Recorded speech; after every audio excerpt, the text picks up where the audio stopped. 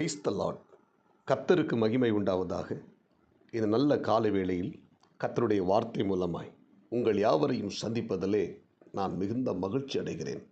எரேமியா புத்தகம் 6ஆம் அதிகாரம் 16ஆம் வசனம், வழிகளிலே நின்று பூர்வ பாதைகள் எவையென்று கேட்டு விசாரித்து நல்ல வழி எங்கே என்று பார்த்து அதிலே நடவுங்கள், அப்பொழுது உங்கள் ஆத்துமாவுக்கு இளைப்பாறுதல் கிடைக்கும் என்று கர்த்தர் சொல்லுகிறார். அன்பான தேவனுடைய பிள்ளைகளே, இந்த குறிப்பிட்ட வேத பகுதியில் நம்முடைய ஆண்டவராகிய தேவன் தேவ மக்களுக்கு இளைப்பாறுதல் கிடைக்கக்கூடிய ஒரு காரியத்தை இங்கே வெளிப்படுத்துகிறார். நாம் செல்லுகிற பாதைகள் நல்ல வழியா தீய வழியா என்று பார்த்து நல்ல வழியில் நடக்கிற பிள்ளைகளுக்கு ஆத்துமாவில் இளைப்பாறுதல் கிடைக்கும் என்று எழுதுகிறார். இந்த காலை நேரத்தில் இறைவார்த்தை கேட்கிற தேவனுடைய பிள்ளைகளே, நமக்கு முன்பதாக அநேக வழிகள் இருக்கிறது, அநேக பாதைகள் இருக்கிறது. அந்த பாதைகள் நல்ல பாதைகளா இல்லைன்னா தீய பாதைகளா என்பதை நாம் கேட்டு விசாரித்து நல்ல பாதையில் நாம் நடக்க தேவன் நமக்கு கிருபை தருவாராக. இன்றைக்கு இந்த உலகத்தில் பார்த்திங்கன்னா பயங்கரமான பாவங்கள், அசுத்தமான காரியங்கள், இச்சைகள், கேட்டுக்கு போகிற வழி விசாலமாக இருக்கிறது என்று வேதம் சொல்லுகிறது. எனவே ஒரு விசாலமான பாதை இருக்கிறது. அந்த பாதையில் அசுத்தம், காம விகாரம், இச்சை, பண ஆசை, உலக ஆசை, இப்படிப்பட்ட அநேக காரியங்கள் இருக்கிறது. ஆனால் நித்தியத்துக்கு போகிற வழி இடுக்கமான வழியாக இருக்கிறது. ஒரு சின்ன ஒரு பாதை. ஸ்தோத்திரம்.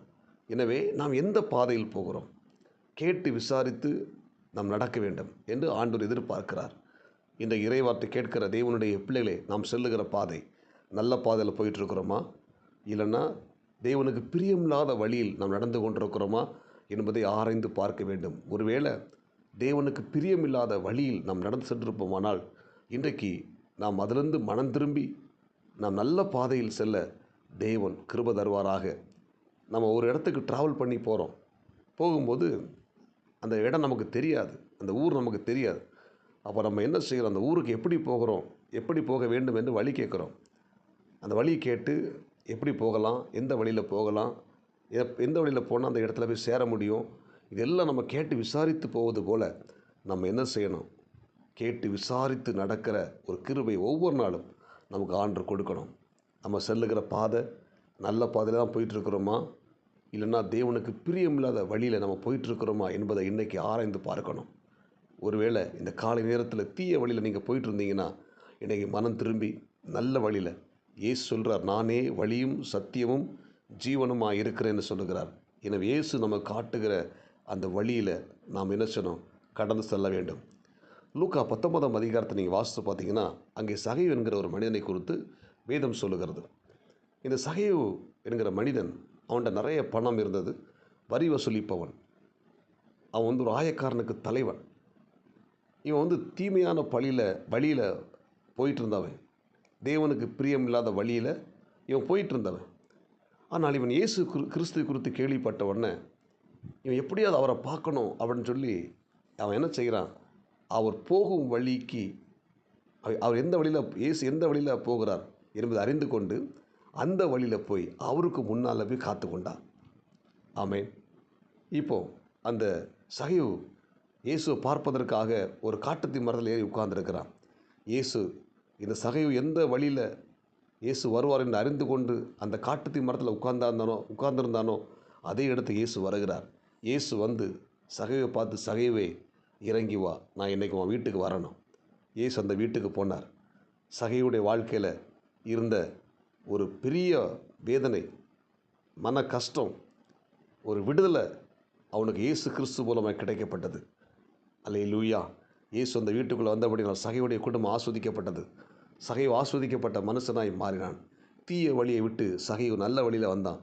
இயேசு காட்டுற வழியில் வந்தான். அந்த வழியில் வந்தபடினால் சகையு ஆண்டவர், இவன் ஆபிரகாமின் குமாரன் என்கிறார்.